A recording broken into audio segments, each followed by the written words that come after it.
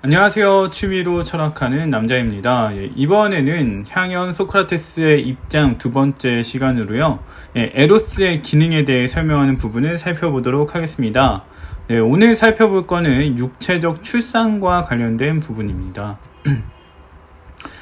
소크라테스는 이제 앞서선 얘기를 안 했지만 디오티마와의 대화를 언급하면서 자신의 입장을 얘기를 하게 되는데요. 여기서 이제 디오티마를 언급하면서 좀 더 자세히 얘기를 해보겠습니다.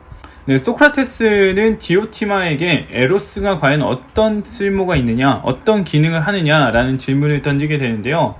여기에서 디오티마는 바로 기능에 대한 설명을 하지 않고 에로스가 무엇인지부터 언급하고 이야기를 하게 됩니다.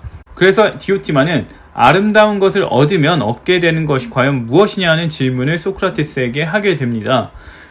그런데 소크라테스는 여기에 대해서 적절하게 대답을 하지 못하게 되고, 그래서 디오티마는 좀 더 쉬운 질문을 하겠다면서 좋은 것을 얻으면 얻게 되는 것이 과연 무엇이냐라는 질문을 하게 되고요. 이를 통해서 행복을 얻게 된다는 답을 얻게 됩니다. 그래서 에로스라는 것은 행복을 얻으려고 하는 것으로 이제 정리가 되는데요. 여기서 이제 의문이 두 가지가 나오게 됩니다. 첫 번째는 모든 인간은 행복을 얻으려고 활동을 하게 되는데 왜 그러한 활동 중에 일부만이 사랑이라고 불리느냐라는 건데요. 이 경우에 대해서 디오티마는 창작하고 비슷하다고 합니다. 왜냐하면 창작이라는 단어는 새로운 것을 만들어내는 활동이라는 의미를 나타내는 단어라고 하는데요.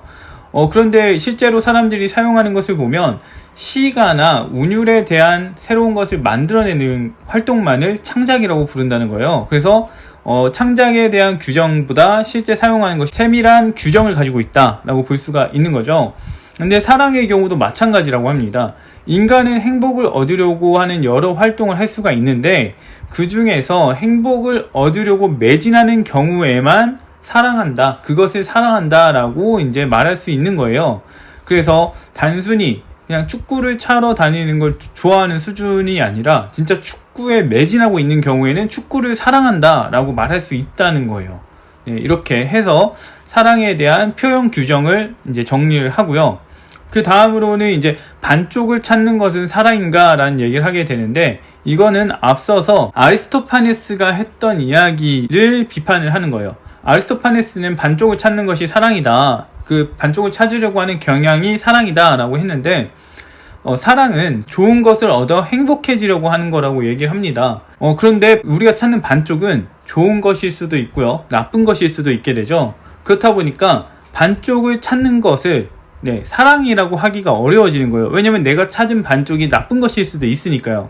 그래서 모든 반쪽을 찾는 행위는 사랑이라고 하기 어렵고, 좋은 반쪽을 찾는 행위라면은 사랑이라고 할 수가 있다라는 얘기를 하게 됩니다.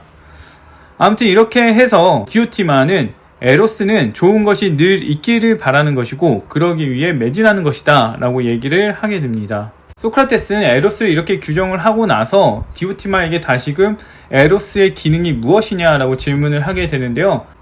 디오티마는 아름다운 것 안에서 출산을 하는 것이라고 하게 되고요. 그래서 육체적 출산과 영혼적 출산이 있다고 얘기를 하게 됩니다. 우선 디오티마는 출산의 특징에 대한 얘기를 먼저 해주는데요. 일단 출산이라는 거는 신적인 것에 해당이 되는데 가사자들이 나름대로 불사하게끔 해주기 때문이라는 거예요. 그래서 출산은 신적인 것이다 라고 얘기를 하게 되고요. 그 다음으로 이제 출산은 조화 속에서 나타나게 되는 건데, 추함은 신적인 것과 조화를 하지 않는다. 그런 반면에 아름다운 것은 신적인 것과 조화를 하기 때문에 따라서 출산에는 아름다운 것이 필요하다라는 얘기를 하게 됩니다. 근데 이제 디오티마는 좀 더 자세히 언급하면서 아름다운 것만 출산하는 것이 아니라 아름다운 관계 속에서 출산하는 것이라고 이제 엄밀하게 얘기를 해주기도 하죠. 그러면서 이제 출산의 목표에 대한 얘기를 하게 되는데요. 인간이나 동물은 왜 출산을 하고 새끼를 기르려고 노력하는지에 대해서 질문을 합니다. 거기에 대해서 이제 자기 스스로 답변을 하는데 바로 불사를 하기 위해서라는 건데요. 가사적인 것들, 죽을 수 있는 것, 소멸할 수 있는 것들은 자신과 유사한 것들을 남기면서 사라지지 않고 유지되고 지속된다라고 합니다. 그래서 신체의 경우를 보면은 새로운 피, 뼈, 살, 머리칼들이 계속 교체되면서 신체는 지속이 되고요. 영혼 같은 경우도 성격이나 성품, 감정들이 새로 교체되면서 계속해서 유지가 된다고 합니다. 그리고 암에 해당되는 경우도 우리가 어떤 암을 계속해서 유지하고 있는 거는 이전에 알았던 암이 계속해서 유지되고 있는 것이 아니라 대체될 수 있는 것을 계속해서 만들어내면서 그 암이 유지된다고 얘기를 하는 거예요. 이처럼 가사적인 것들은 대체할 수 있는 것을 계속해서 만들어내면서 불사를 하게 되는데, 지속되게 되는데, 인간과 동물도 자신들의 종의 불사를 위해서 새끼를 낳고 잘 보살피는 것이라고 얘기를 하게 됩니다. 따라서 디오티마는 에로스는 가사적인 것들이 불사하게 하는 기능을 한다라고 얘기를 하는 거죠. 여기에 대해서 소크라테스는 과연 정말 인간이 불사를 바라는지 질문을 하게 되는데요. 디오티마는 자신의 명예를 위해 죽는 인간들의 경우를 얘기를 합니다.